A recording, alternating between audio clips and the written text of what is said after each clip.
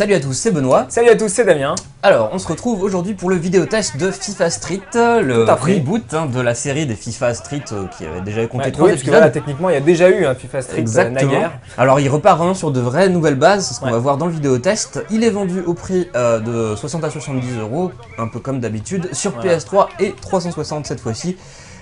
Et bien donc c'est un épisode qui reboot la série sur des bases un peu plus réalistes, en prenant pas mal des bases du très bon FIFA 12 et en les adaptant à la sauce du football de rue.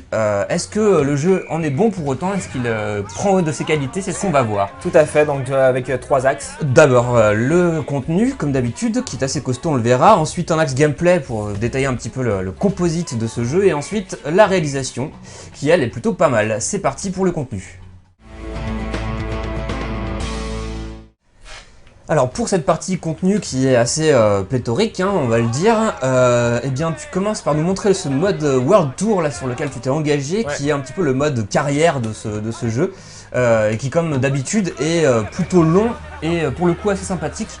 C'est la partie principale pour les gens qui comment ça se passe? On crée un joueur, on crée une équipe, enfin un capitaine, on crée une équipe, et à partir de là on va essayer de faire un effectif et de faire plusieurs défis à la suite de différents types, on y reviendra, et qui vont nous permettre, comme tu l'as dit justement, de monter en niveau, sachant qu'à chaque niveau passé, on va avoir la possibilité d'augmenter les capacités et les compétences de nos personnages, donc voilà, attaque, vitesse, défense, et on va pouvoir acquérir de nouveaux tricks, des célébrations, des vêtements, enfin plein de petites choses à débloquer.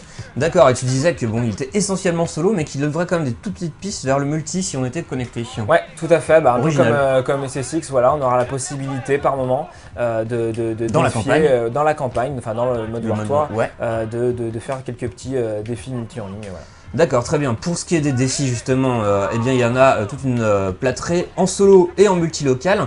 Alors on y joue à 4 sur 360 et à 7 sur PS3. Différence, on ne s'explique pas trop. Bon, il faut le savoir quand on achète sa version. Et les matchs ensuite se jouent jusqu'à 5 contre 5. Et donc décliné sur plusieurs modes de jeu. Il y a le mode football, comment tu le prononces? Football à la portugaise. Sans mur, c'est ça? En fait, voilà, c'est un gameplay de match classique, mais sans mur. Donc du coup, il faut quand même doser davantage ses tirs et ses frappes. Il faut être plus vigilant sur sa puissance. Il y a le mode aussi dernier survivant qui a l'air plutôt sympathique et qui propose en fait de perdre des joueurs à chaque but marqué, ce qui fait qu'on se retrouve. Entre guillemets, il est quand même très vicieux, mais il est aussi très fun. Donc comme tu dis, on perd un joueur à chaque fois qu'on marque un but, sachant que le but du jeu, si je puis dire, c'est justement de ne plus avoir de joueurs avant l'adversaire. Ce qui veut dire que on va forcément se mettre en danger, parce que moins on a de joueurs, plus donc on est en danger. Surtout contre l'autre qui en a plus. Voilà. Et donc franchement c'est fun, c'est original. Et donc, de manière intelligente aussi de niveler les capacités de chacun, puisque si quelqu'un de très fort, il se retrouve face à... Il y a un handicap comme ça. Il y a des trucs assez sympas qui se créent. Et encore une fois, ça donne un cachet assez sympa, tout particulier donc à ce FIFA Street, et surtout ça donne une bonne variété des défis proposés. D'accord, donc ça c'est le dernier survivant. Et il y a également des duels de petits ponts et points spectacle en fait, qui sont une sorte de démonstration de force technique du joueur. Ça c'est plutôt sympathique, puisque c'est un petit peu l'une des chairs du foot de rue. On est quand même sur un jeu de foot, donc il faut être hyper concentré en tout cas vachement plus concentré sur nos actions, bien peser le pour et le contre. Tu vois, voilà, par exemple là, d'une simple action défensive, compte tenu de l'inertie et de l'IA quand même plutôt coriace, on n'a pas forcément, si on fait un mauvais choix, on va pas forcément pouvoir revenir sur l'adversaire, et donc on va mettre en difficulté notre équipe. Donc les tricks, oui, ils ont une franche utilité sur les 1 contre 1. Ça va nous permettre justement de passer outre le bloc défensif. Cela étant, c'est pas l'essentiel non plus du jeu. Il faudra être concentré sur la construction. D'accord. C'est ce que je voulais dire. Ok. Bien, on imagine que ce genre de gameplay se retrouve également dans les défis multi en ligne, puisqu'il y en a plusieurs. Il y a le Season Street, comme dans FIFA 12 en fait, qui sur 10 saisons propose une montée en division supérieure, qui se joue de défi en défi. Il y a également des parties classées ou non, jusqu'à 8 joueurs maximum. Voilà, donc ça c'est le petit côté compétitif sympathique que propose le multi. Rien d'exceptionnel non plus, c'est très classique. le minimum qu'on attendait d'un jeu e-sport, c'est d'un jeu dont les bases sont celles de FIFA 12. Et le problème qu'on attendait également, c'est le fameux retour de l'Online Pass, qui est traditionnel maintenant chez Electronic Arts. Ça nous fait toujours autant. C'est pas parce qu'il est toujours là qu'il faut pas le fustiger à chaque fois. Et cette fois-ci, donc vous le savez, si vous achetez votre copie d'occasion, vous aurez à débourser de l'argent pour jouer en ligne. Sachant que vous avez la possibilité d'avoir une période d'essai de 2 jours. Exactement. Et donc voilà, globalement, on peut attester de la grosse variété de défis de ce titre, qui sont globalement tous amusants. Tu les as trouvés vraiment plutôt sympas et qui permettent de débloquer, point sympathique, des contenus, des petits items cosmétiques, des vêtements, des ballons et aussi des équipes. Donc voilà, c'est plutôt sympathique et ça offre comme ça d'aller dans l'exploration de tous les défis et d'approfondir sa connaissance du jeu.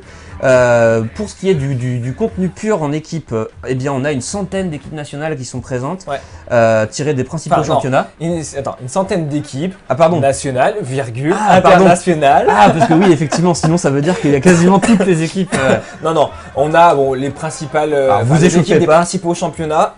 T'as la liste, Benoît. MLS, Barclay, PL, je vais te faire confiance. La Ligue 1, la Bundesliga, la Serie A, la Liga BBVA, bref, toutes les ligues majeures. Les ligues majeures, sachant que chaque équipe dispose d'une dizaine, je crois que c'est 13 de mémoire, une dizaine de joueurs, mais c'est suffisant pour s'amuser, c'est les joueurs principaux. Et au pire, on peut, ça c'est un truc intéressant puisque ce n'était pas dans FIFA Street 3, créer ses propres joueurs et ses propres équipes.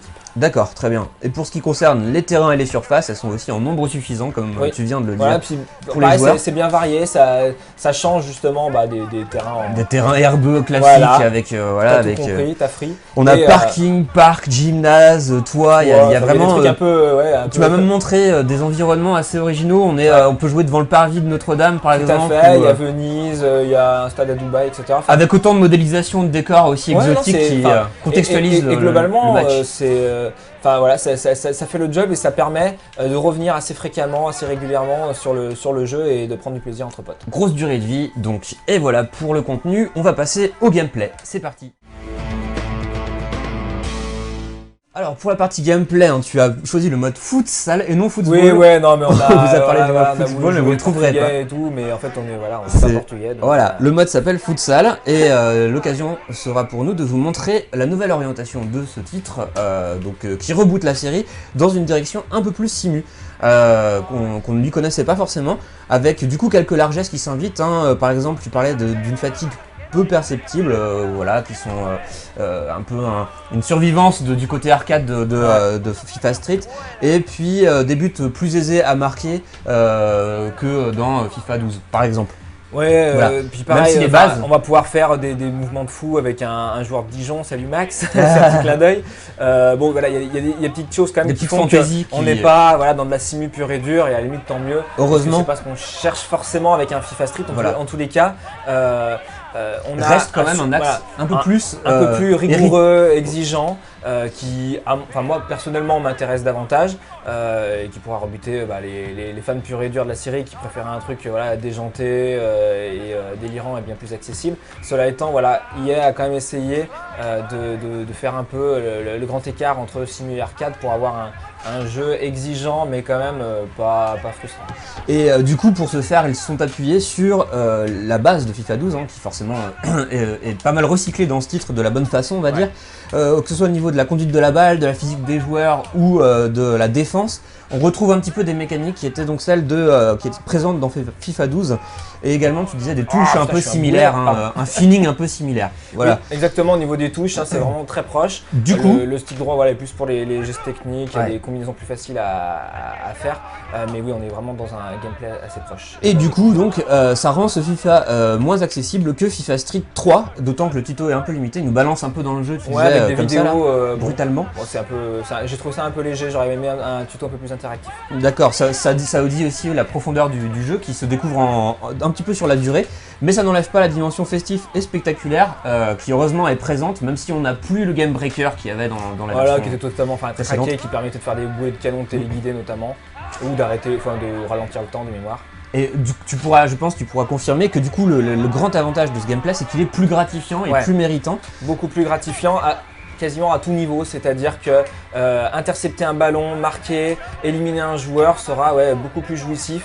Ça demande de plus de concentration. Oui, ça c'est sûr. De précision, de construction également. Donc on n'a rien sans rien, hein, quelque part. Exactement, mais du coup ça permet à ce jeu d'avoir une certaine allonge et d'être vraiment intéressant aussi techniquement. Par exemple, passer un adversaire et marquer, c'est plus compliqué qu'avant, c'est ce que tu nous disais, et donc plus gratifiant. Et voilà. Après, ce sera à vous de voir si vous adhérerez ou pas à ce postulat. C'est une question de goût. Hein. Là, après, ça sera vraiment purement subjectif. Mais le projet est bien accompli, c'est la première chose. C'est équilibré. Voilà, et ça donne l'impression que vraiment il y a une identité propre à ce FIFA et qui pourra vraiment mériter un achat si vous vous prenez au jeu. Pour finir sur les tricks, ils sont toujours là, heureusement, et ils sont très nombreux. C'est pas la partie principale, mais bon, c'est quand même un plaisir de pouvoir les sortir et de. C'est pas m'étouffer en fait. Et d'agrémenter son jeu de tous ces tricks. Par contre, tu disais ne pas en faire trop. Voilà, c'est vraiment essayer d'être le plus judicieux possible. Alors pareil, hein, quand même, les tricks sortent facilement, donc on est souvent tenté quand même de faire des trucs sympas. Puis voilà, ça donne un côté aérien, même si on peut faire les gestes techniques, que ce soit à l'arrêt, en l'air ou au sol. Mais voilà, c'est le cachet quand même d'un jeu de street. Mais quand même, je vous encourage à être assez mesuré au niveau de vos agissements. À pas faire les cacous quoi. Tout à fait. Alors, en tout cas, pas tout de suite. Pour après, pas vous mettre quand vous aurez en du danger. skill et tout, ou si vous jouez contre un nouveau venu, pourquoi pas, pour vous la péter. Mais voilà, je vous aurais prévenu. Voilà pour la partie gameplay. Et surtout quand vous en évitant le mode facile, hein, parce que c'est Oui. vrai que sinon vous pouvez faire un peu ce que vous Un voulez. peu ce que vous voulez, c'est le god mode des jeux de Tout à foot. fait. Hein. Ça, on le sait. Donc maintenant, on va passer à la partie réalisation sur laquelle il y a également des choses à dire. C'est parti.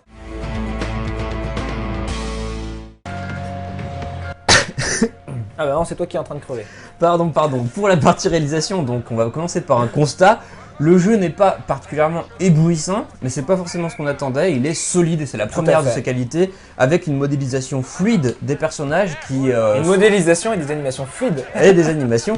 Et pardon, fine. Une modélisation fluide. Oui, c'est pas mal. Fine des personnages. Hein, exactement. En gros, hein, est-ce que tu dirais qu'elle a été reprise de FIFA 12 pour le mieux? Totalement. Bon bah voilà, du coup, on peut s'attendre à quand même quelque chose qui visuellement rend tout à fait solide sur toute la durée de vos parties, même si certains enchaînements manquent un tout petit peu de naturel et de fluidité parfois. Est-ce que tu le constates fréquemment? Oui, parce qu'en fait, on sent les différentes étapes d'animation, notamment quand on enchaîne les tricks. Et du coup, là, ça donne un côté un petit peu haché. Voilà, certaines courses, bon, c'est pas gênant, mais voilà, il y a un côté un peu surfait. D'accord, c'est dommage parce qu'à côté de ça, il y a un Impact Engine, pardon. Impact Engine. Qui est repris de FIFA en fait, hein, qui était un petit peu la grosse feature du nouveau FIFA et qui ici remplit tout à fait son office.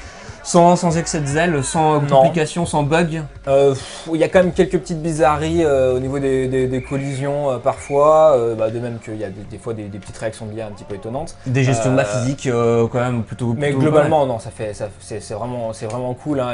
Je connais pas de jeu de foot qui puisse rivaliser avec son moteur physique.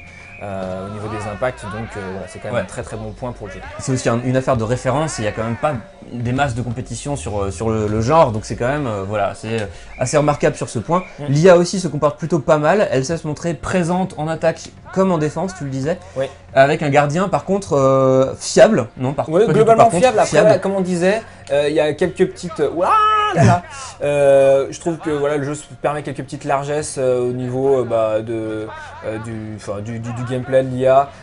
Manque de disponibilité des coéquipiers, tu disais d'agressivité, ce qui fait que du coup les buts sont quand même un peu plus récurrents que dans un FIFA 12.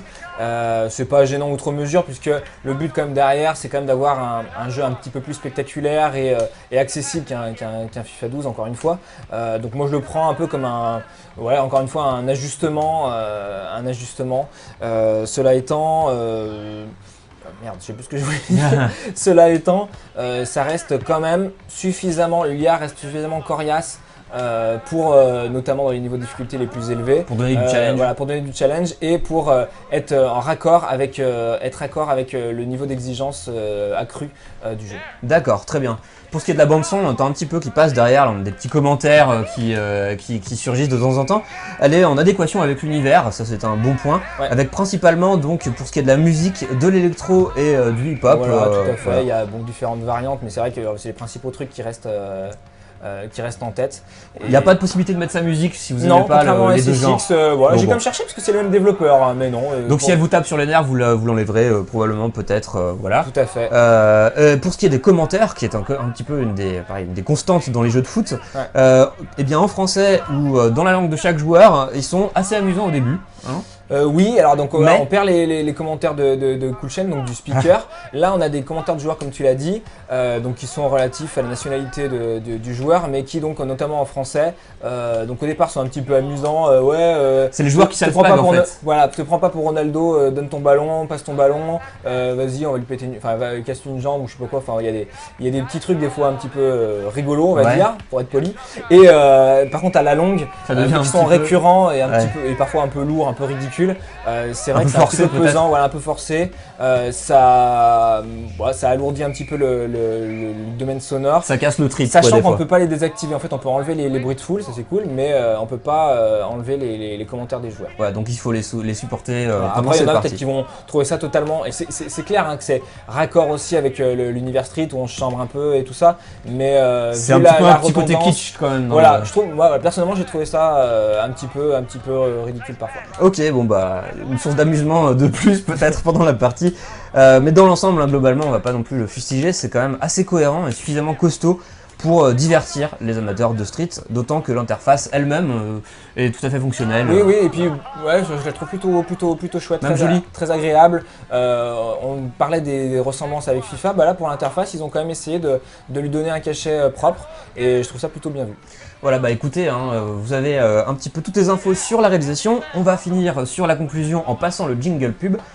Pardon, pas pub du tout, conclusion. Non, ça va pour l'instant. Hors de question du jingle pub. Voilà. Et Damien, tu vas nous donner ton avis sur ce jeu.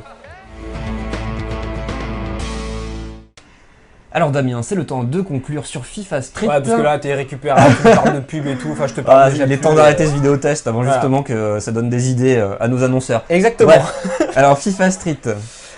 FIFA Street, c'est une bonne surprise. C'est vrai que là, EA a pris un risque pour une fois, donc de vraiment changer drastiquement sa formule. Et pour le coup, je trouve que ça sonne juste, la recette est bien équilibrée, complémentaire de celle de FIFA 12 et pourra là, conquérir à mon avis un bon nombre de joueurs. D'autant que le contenu et la réalisation sont suffisamment solides pour nous captiver sur la durée. Cela étant, ça pourra quand même rebuter un peu certains fans des précédents opus qui vont regretter un côté moins déjanté, moins délirant, moins accessible aussi du titre d'EA. Ça sera à mon sens vraiment une question de goût. Là je suis dans le mode survivant, donc si j'arrive à marquer je perds un joueur, voilà, c'était pour vous montrer un peu tous les modes. Et donc en gros ça fera vraiment une question de goût, et donc en cas de doute, n'hésitez pas à essayer la démo qui est disponible aussi bien sur le PSN que sur l'XBLA. En tous les cas, pour moi, c'est plutôt donc une bonne adresse pour qui aime le foot de rue, et vu que le genre est vraiment sous-représenté, il n'y a pas vraiment trop de raison de bouder son plaisir. Pas d'hésitation donc si vous aimez ce genre. Voilà, pour nous, c'est fini sur ce vidéo test. On vous dit à très bientôt pour un prochain et ciao. Pour une prochaine vidéo ou un prochain vidéo test.